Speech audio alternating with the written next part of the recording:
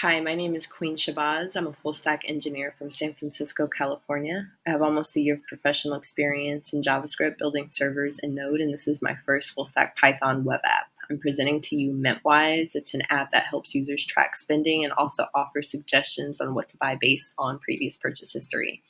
We're looking at a React rendered tailwind grid of pretty much shopping advice persisted from a Celery asynchronous job queue. This is coming from Walmart's affiliates marketing API. In order to actually get more suggestions, we should actually sign up. And also, in order to save those suggestions, we actually have to sign up, create a profile. I already have one using Google's OAuth.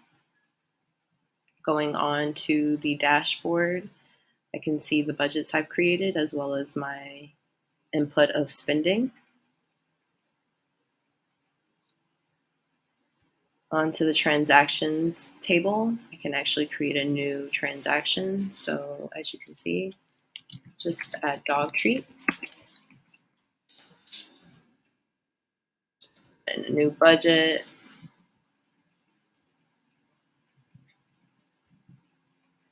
See dog treats there. And I can also look at shopping advice.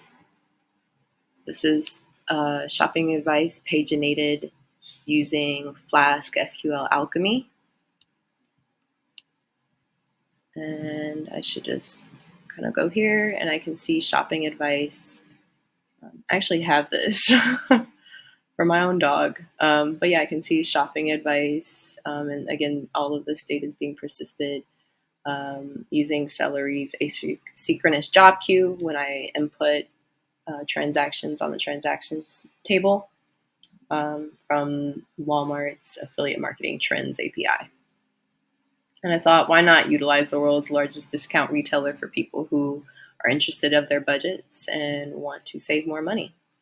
On the spending reports, we can find total monthly spending habits, as well as the most frequent purchase vertical, which is miscellaneous, a lot of not spending inside the budgets I've created. I can also download the CSV data file of this and view saved advice.